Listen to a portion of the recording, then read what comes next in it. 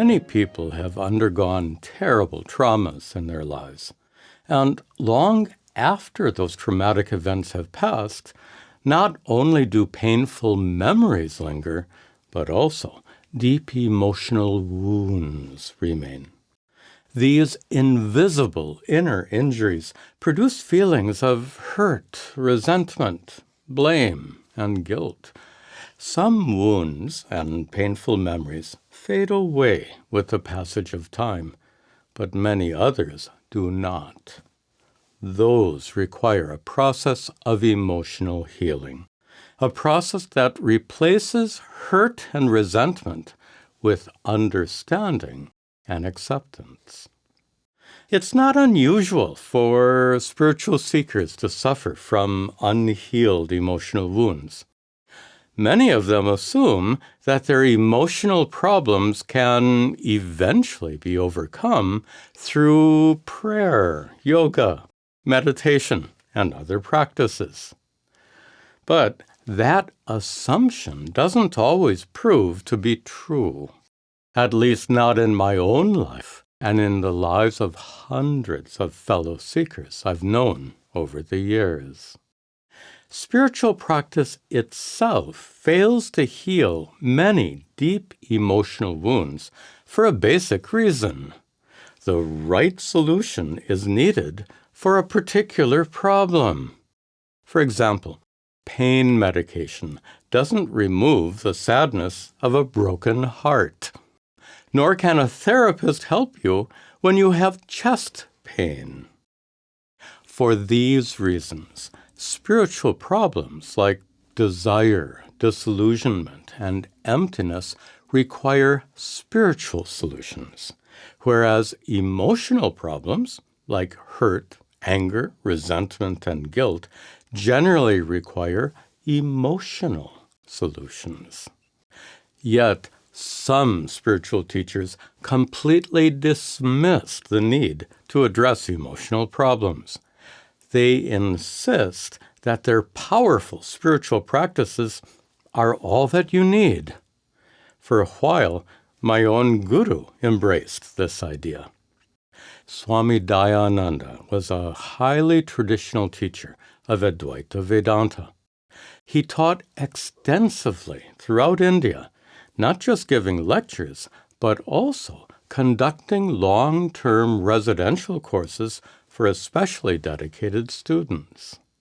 Based on his experience, Swami Tadatmananda was convinced that Vedanta's teachings and practices are completely sufficient for any sincere seeker of enlightenment. Nothing further is needed.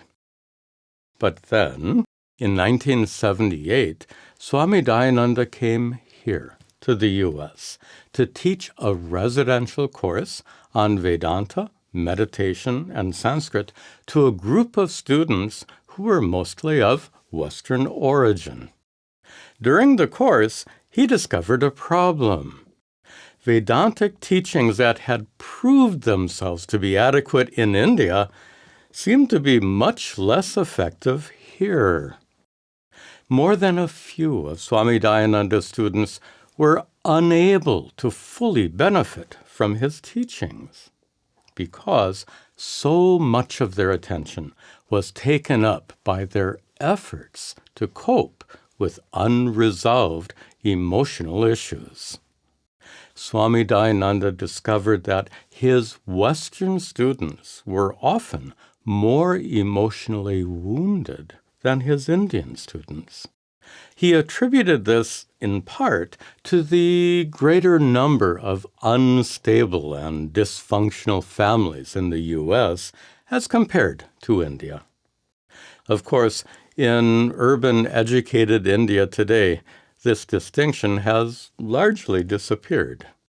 But in the 1970s, Swami Tadatmananda was forced to admit that for some students, Vedanta itself is not enough.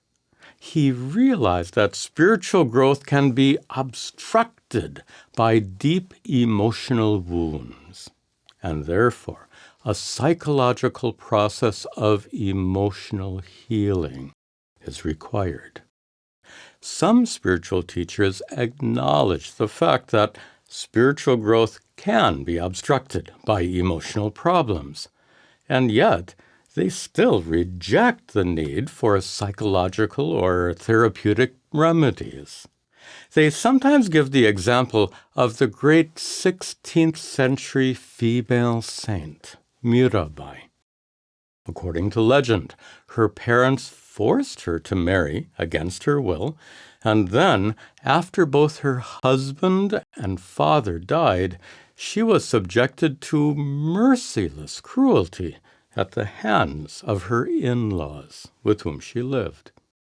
Mirabai suffered terrible emotional abuse, and yet her wonderful poetry in praise of Sri Krishna clearly shows that she had indeed become enlightened in spite of all that abuse and the emotional wounds it caused.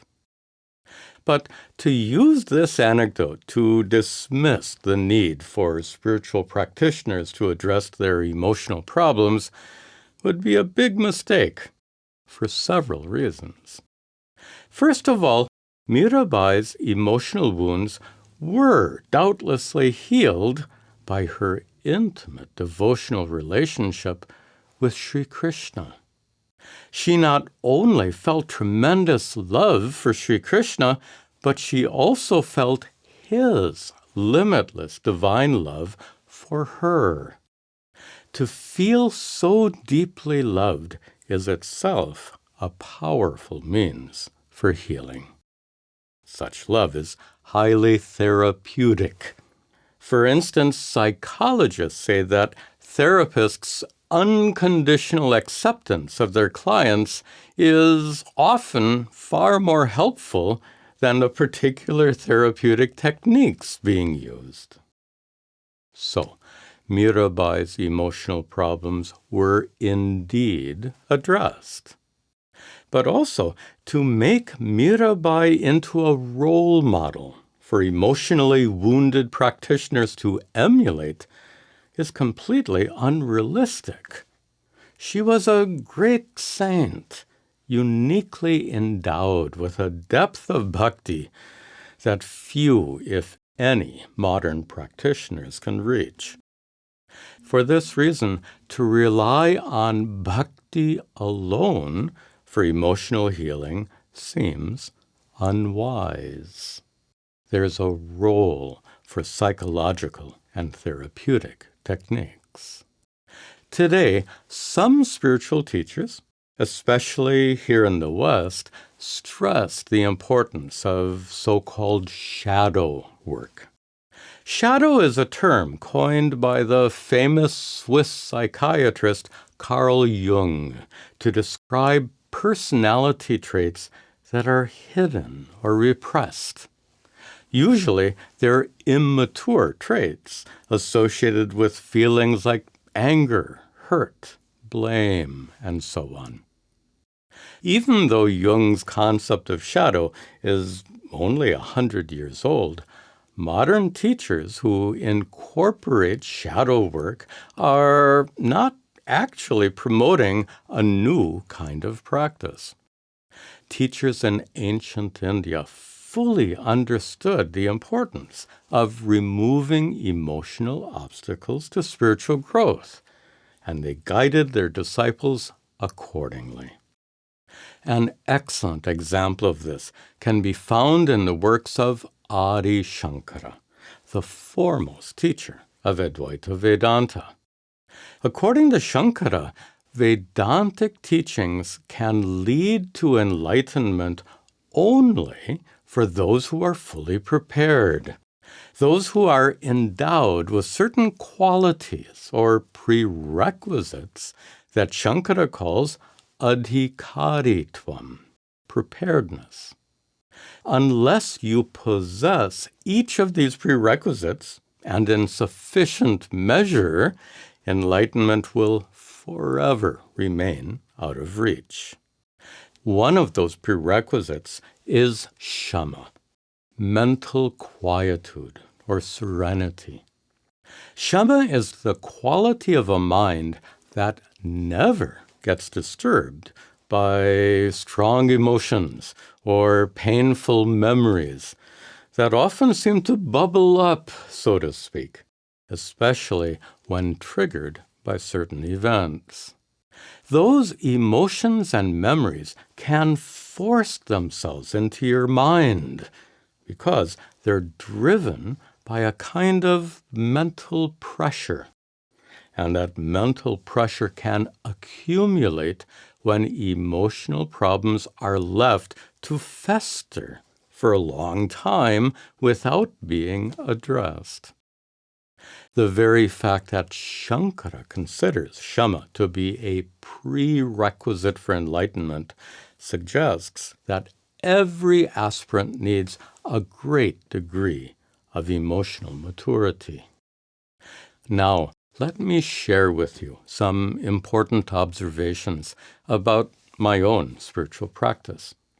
I was fortunate to attend a 3-year-long residential course taught by Swami Tadatmananda beginning in 1987, which was long after he had recognized the need for his students to address their emotional problems.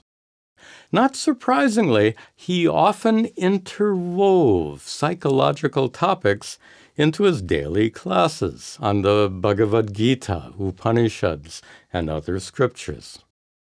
And in informal satsangs, he answered our many questions about how to resolve whatever particular emotional issues that we were struggling with at the time. Before coming to the course, I was already immersed in the study of Vedanta and Sanskrit, in addition to my work in the new field of microcomputers. My days were fully occupied with Nirguna Brahman, Sanskrit grammar, and computer programming. To use today's language, I was definitely a nerd. And like most nerds, I was not much interested in so-called touchy-feely things, including my own difficult emotional issues. A psychologist might say that I immersed myself in highly intellectual activities to avoid dealing with my messy emotional problems. When I arrived at my guru's ashram to attend the course, I finally began to address all those problems, and I continued to do so for many years after the course concluded. Every day during those years, I recorded my thoughts and feelings in a journal, and I often filled up several pages at a time. To write out my thoughts and feelings like that really helped me understand the complicated and sometimes strange ways of my own mind. Each morning, I performed puja, ritual worship, followed by meditation. In those practices, I would often open up my heart and share my inner feelings with God, whom I addressed as Sri Krishna, like Mirabai did long ago. In prayer and meditation, I felt Sri Krishna's unconditional love and acceptance, which helped heal my emotional wounds. That extremely therapeutic form of prayer and meditation was taught by my guru, who gave it an interesting name, mixing Sanskrit and English words. He called it Maha-validation, the most powerful kind of validation. If you share your problems with the therapist, you'll feel validated. If you share your problems with a close friend or loved one, you'll feel more deeply validated. And when you share your problems with any form or aspect of God, you'll experience Maha-validation. During the 3-year course, I composed several poems as a part of my process of healing. One of those poems expressed the great difficulties I faced when I first began to address my emotional problems. Many years later, I set that poem to music and used it in programs that I conducted about the role of emotional growth in spiritual practice. I'd like to share that song with you here. It's based on the symbolism of a flute. Metaphors about flutes were often used by great Indian poets like Rabindranath Tagore. In Sanskrit, the word flute is Venu or Vamsha. Both of these words primarily mean bamboo, which isn't surprising since in ancient India, all flutes were made of bamboo. Larger bamboo stalks are mostly hollow, but they have nodes or joints where the hollow interior is blocked. Those obstructions must first be removed before the bamboo stalk can be made into a flute. Here's the symbolism. Like bamboo must be hollowed out before becoming a flute, in a similar way, our emotional obstacles must be removed before we can become fully prepared for enlightenment. It's as though our hearts are clogged at first. They're choked by hurt, resentment, guilt, and so on. When those obstructions are removed, our hearts become pure. This wonderful metaphor shows something else as well. A bamboo flute can produce wonderful music when it's in the hands of a talented musician. Not in my hands. In a similar way, you can become an instrument in the hands of God, so to speak, when your emotional obstacles are removed and you finally become enlightened. Then, like a hollow bamboo stalk, you will be completely emptied of desire, ego, and self-serving agendas. And like Sri Krishna can play wonderful music on a flute, Sri Krishna can also bring wonderful good works into the world using you as an instrument. I really love this metaphor. The refrain of the song is, "Lord, make me like a hollow reed, a flute for you to play. Through this hollow flute of reed, you will breathe your blessed song." You can easily understand the meaning. I recorded this song more than 20 years ago. Since that time, I've composed several more songs that have never been recorded. If you like this song and would like to hear some of the new ones, please let me know in the comments below.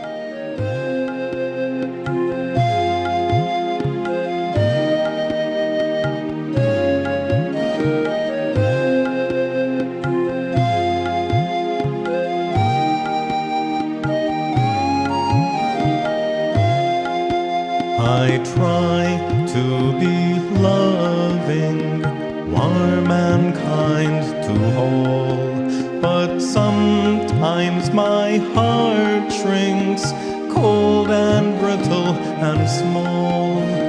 A little voice cries deep inside, her tender spirit bruised, feeling she has been rejected, lost, and confused. Lord, make me like a hollow reed, a flute for you to play through this hollow flute of reed. You'll breathe your song, Lord, make me like a hollow reed, a flute for you to play through this hollow flute of reed. You'll breathe your blessed song.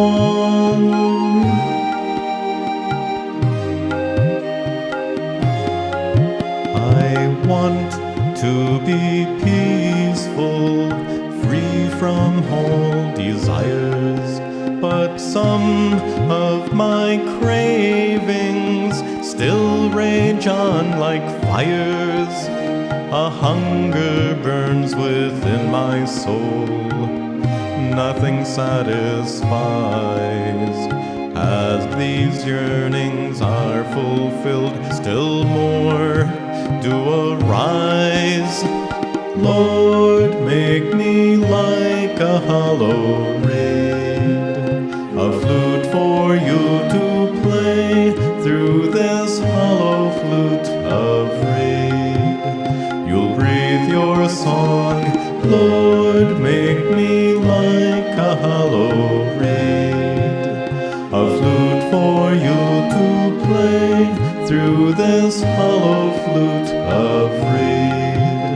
You'll breathe your blessed song.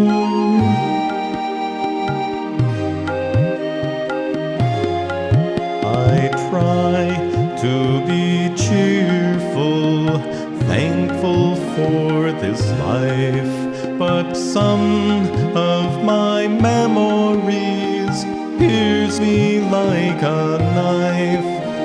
The wrongs I suffered long ago smolder on inside. From the searing pain of my past I can't hide. Lord, make me like a hollow reed, a flute for you to play through this hollow flute of reed. You'll breathe your song, Lord, make me like a hollow reed, a flute for you to play through this hollow flute of reed. You'll breathe your blessed song.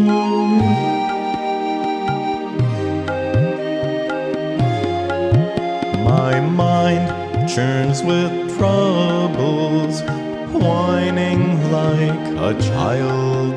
Yet when I ignore it, its fury turns more wild.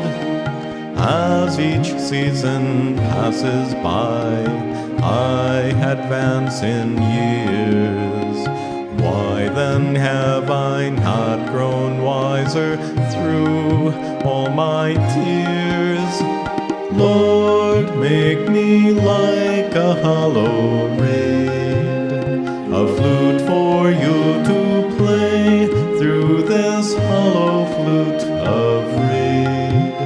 You'll breathe your song, Lord, make me like a hollow reed, a flute for you to play through this hollow flute of reed. You'll breathe your blessed song.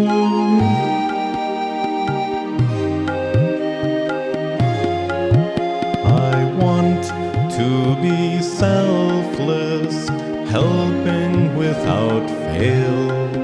But how can I help when my own needs prevail? Driven by my own desires, blind to others' needs, caring mostly for myself in each of my deeds.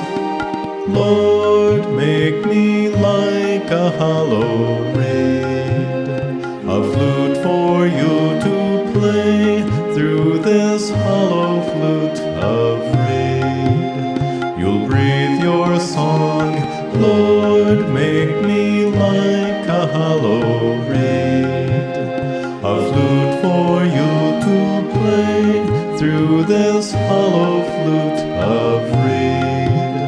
You'll breathe your blessed song.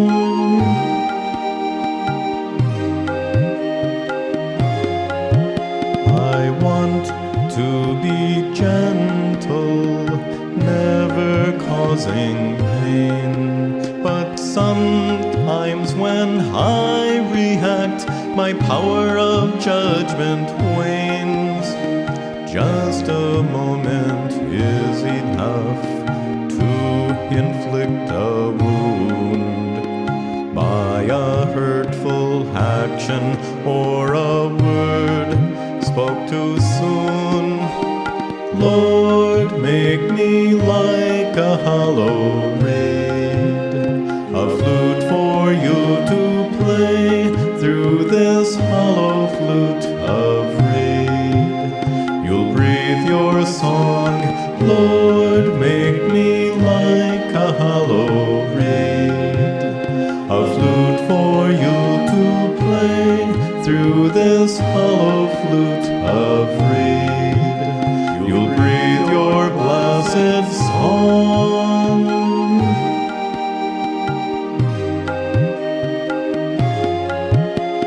I want to be righteous, honest, just, and fair, but life is confusing, simple truths are rare. Dharma must be understood, nothing's black or white. I must seek the greatest good and choose what is right. Lord, make me like a hollow reed, a flute for you to play through this hollow flute of reed. You'll breathe your song, Lord, make me like a hollow reed, a flute for you to play through this hollow flute of reed. You'll breathe your blessed song.